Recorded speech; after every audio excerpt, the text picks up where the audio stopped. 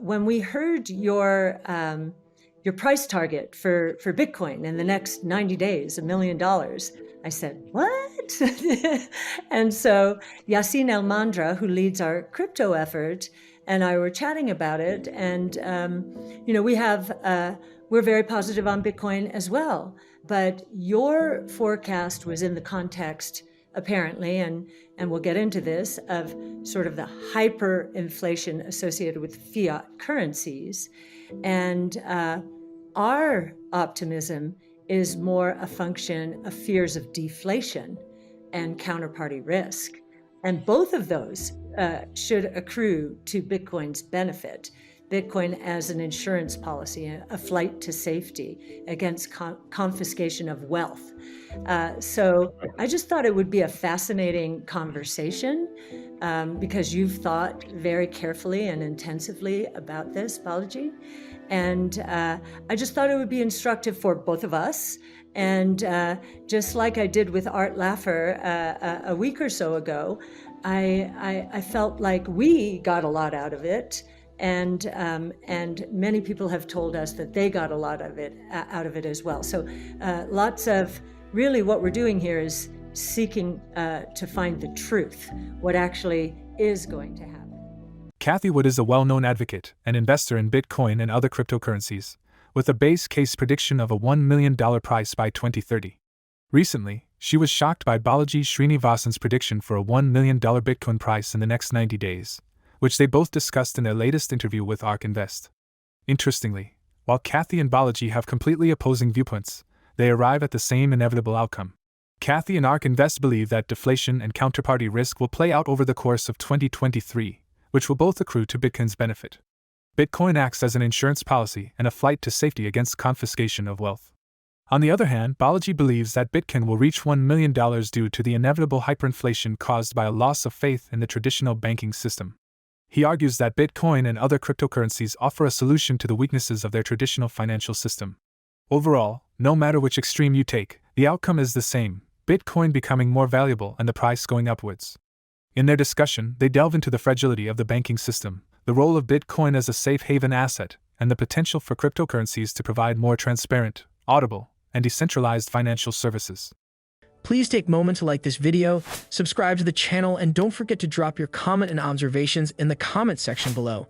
Thanks and enjoy the video. The warning flags we have been observing for more than a year now are signals like credit default swaps on banks and many other companies going up the last year. Now, though credit default swaps, for people who don't know, are insurance policies against the bankruptcy of corporations. They're actually bets on the bankruptcies. As they go up, the probability of bankruptcy typically is increasing for some reason or another. And so last spring of 22, I was pointing to credit default swaps going up. What's this about? And then the yield curve inverted in July. The yield curve inversion has always led within 12 to 18 months to a recession. And so I was pointing to that. Commodity prices were falling. The oil price peaked at $130 in March of last year, I believe, and has been nearly cut in half. And I finally wrote a letter to the Fed. I don't know if you saw that, Balaji, but which basically said, wait a minute, you're hiking interest rates 75 basis points at a time, and hiking interest rates faster than any other Fed in history, 20-fold within 1 year, it turns out. And here are these conflicting signals, and you're voting unanimously to raise the rates like this. And so I have been much more concerned about deflation. And I think the bank crisis has punctuated that because, and we can get into this later, the two big mistakes that banks have made was assuming that interest rates would stay very low for a long time, because the Fed told them that during COVID. And so they invested in long-term government-backed securities, figuring out they'd be money good when they matured. So that was the first mistake. And then the second mistake was to assume that deposits would not leave the system. It wasn't just Silicon Valley Bank. Deposits are leaving the banking system because money market rates are so much more competitive than what people are getting in their bank accounts. So that for the first time since the 1930s, we have a decline in M2 on a year-over-year basis. It started in December. It's intensifying. It looks like it'll be down 3% in March. And I believe this has all the hallmarks of potentially a deflationary bust. So first of all, I think we've both been reading each other's stuff from afar for a while. First of all, I actually agree on the medium to long-term thesis of technology-induced deflation, like the positive kind of deflation. I actually also agree that we're going to have a contraction that is normally associated with prices going down and so on and so forth. In this case, I think that, just like, stagflation was a regime that previously was thought to not be possible to have that combination of unemployment and high inflation at the same time, right? I'm just going to put up something on screen, which is, for example, in Argentina, there was a period where you had both the protracted closure of the entire banking system and a tripling in the price of a dollar, right? So this is something where there was a huge economic contraction, but also people wanted to leave that economy for a better foreign currency at the same time, right? So those are things where what you're looking at, the tripling the price of dollar, is the desire for exit, right? As opposed to having a strong thesis, right? Go ahead. A flight to safety. A flight to safety, that's right. As opposed to having a strong, like when you're in very atypical times, you can't really have a strong thesis on what's going on within a system, because things will go woo, woo, woo, like this. You're not going to have normal relationships. I mentioned this over here, basically print trillions while hiking rates, that the Fed now has high rates, like SF has low crime rates. It says it does, but it doesn't. Haha. Okay. And the reason is that, this is Bianca Research's graph. There's a lot of other graphs like this where in 1 week they reversed, the quantitative tightening. People will argue about whether this is, they'll say, oh, it's not QE because it's loans, and the banks are getting these loans and they have to pay them back under this BTFP program. Those loans are extremely generous, in one sense, extremely generous terms, because they're at par. They do have an interest rate associated with them, but a lot of people are obviously taking them up on this. And the potential result of this, Arthur Hayes puts it at 4-something trillion just for this, and obviously it's kind of going up like that. And so you have this weird thing. Then there's also the swap lines thing that they did internationally, which is like BTFP for other countries, for all their central banks. So you have this weird thing where they are printing trillions and hiking rates at the same time, right? They say they're hiking rates, they're seeing banks burst, burst holes in the side as a function of this because they're, either insolvent or they have these huge losses. So then they're printing, but they're still hiking rates. And so, I think we're in this weird time of traditional economic relationships are not, not necessarily a guide as to what's going to happen. And I don't have a strong thesis as to what's going to happen within the economy, but I do think people will want to get out of this economy, at least in part, because Bitcoin is something, in one sense, you can think of there being, to first order, only 3 true currency pairs in the world: USD RMB, RMB BTC, and BTC USD. Because they're like 3 currency regimes, right? The Western system, where it's the Fed and all the central banks that are friends of the Fed. The Eastern system, the Chinese system, which is now actually expanding, as you've seen, like, it's not just China, but it's China, Russia, it's China, potentially Saudi, Iran, it's African countries, even France and Brazil are doing deals and so on. A lot of the world is now starting to do deals that are denominated in the yuan. Those are big announcements. They're happening, coming very fast, and they're probably coordinated on some level, in the sense of those are big deals that take a long time to negotiate. So having them all announced lickety-split is important. And then finally, you have the BTC economy, which is outside the control of both the USD system administrators and the RMB system administrators. And I say that because you can think of the Fed as a system administrator. They're like, they've got like a video game where they control it. They can hit a button, they can freeze your account.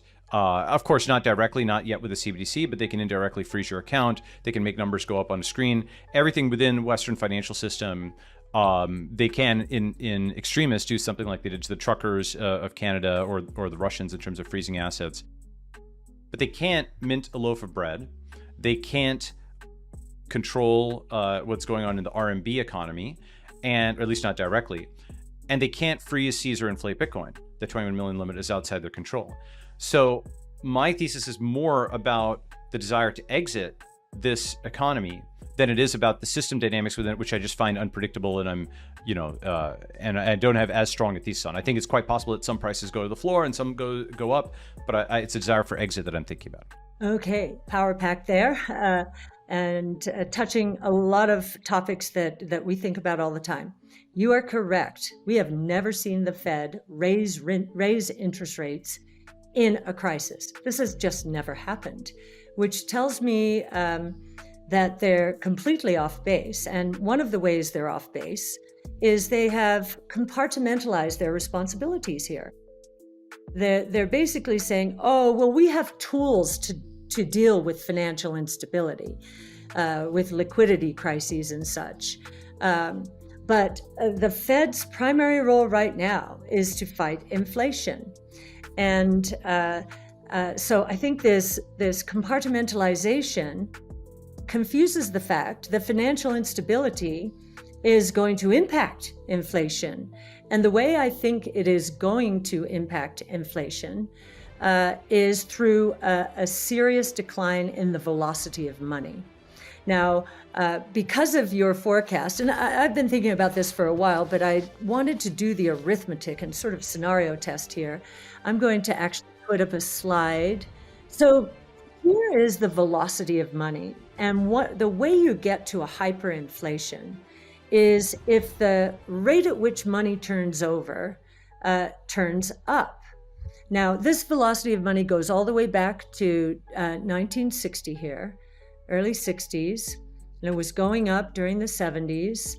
Here and it actually went up in the 90s, which I find curious, and I'm going to go back and study that a little bit because that was a very disinflationary period. But here you can see we peaked out in 1997 during the tech and telecom bubble, as people were worrying about the economy shutting down as we entered the new millennium and computers not being able to take it. So there we started the decline, and it has been a very long-term decline. And you can see when this is velocity during the tech and telecom bust, and we come out and goes up for a while, and then it resumes the decline if you're in a disinflationary or a deflationary prone economy. Here is 0809, and it continued down because the fear coming out of 0809, this was going into it, the fear coming out of 0809 was just as intense. And then here we are at COVID, and this has been the increase in velocity since. Now, it hasn't even gone, I drew all these lines here, but it hasn't even gone back to this downtrend here. It hasn't gotten back there yet. And if we are correct, velocity is in the process of flattening out, and we believe because of this crisis is going to resume its decline.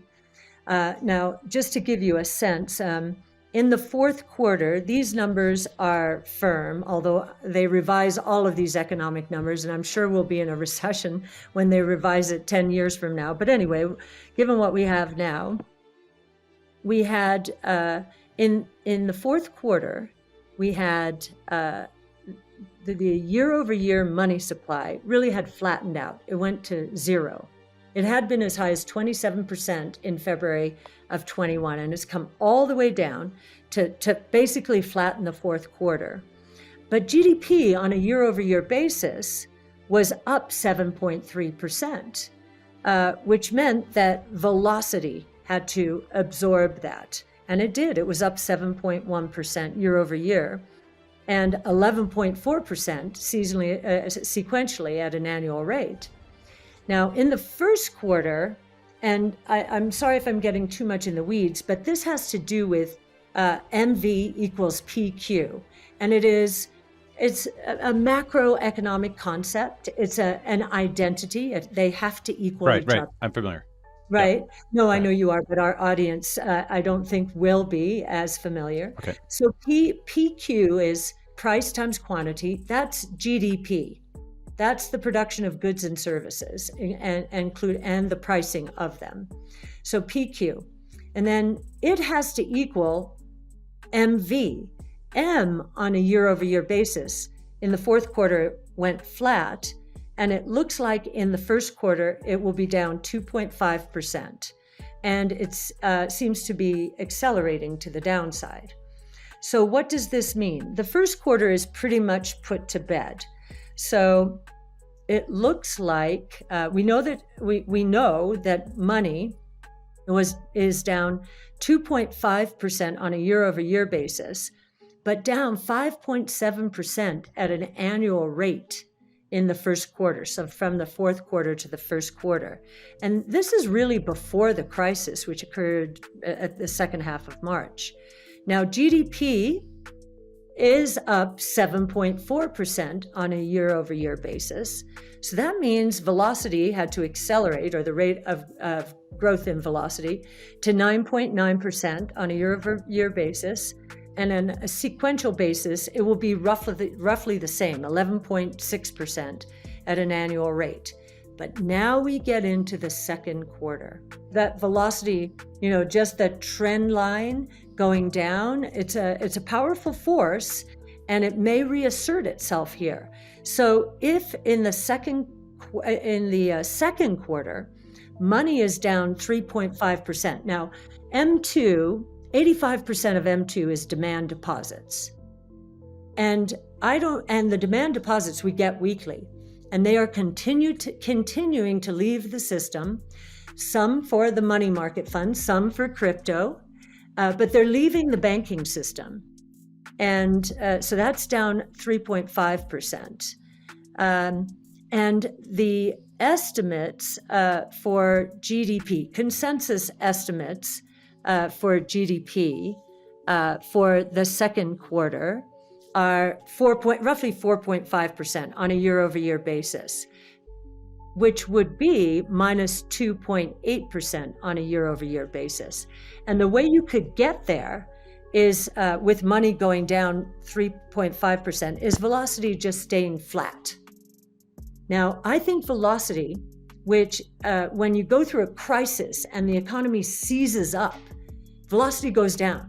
When I saw people lined up in front of Silicon Valley Bank, the most technologically savvy people probably in the world, lined up in front of a bank, taking their money out physically, it reminded me of It's a Wonderful Life. I don't know if you've seen that movie, but people waiting in line get their money, and they put some of their money under the mattress saying, I don't know what's going on, but I need to rush to safety. The equivalent was Bitcoin going from 19,000 up almost 50%, in the same time period. So you're absolutely right, Balaji. I agree with you completely. There is a flight to safety, but it is also into Treasury mutual funds, which have left the banking system and therefore will not be able to contribute to the production of goods and services in the economy. So 4.5% on a year-over-year basis, minus 2.8% sequentially quarter to quarter, that we have then entered a hard landing. And if you enter a hard landing, I think if I'm interpreting what you're saying is, okay, the Fed will just throw money at this thing. It'll get even more out of control. And I would submit to you that the risk is, you may be right, but the risk is what's called a liquidity trap. People holding back even more, not spending anything, fear, real fear. And hopefully that's not going to happen. But I think this crisis has raised the probability of it. And I do not know why consumers and businesses will migrate back to the banking system, given the very low rates there. For more Daily Dose Crypto news, check out these 2 awesome videos on your screen. Click now and we will see you on the next video.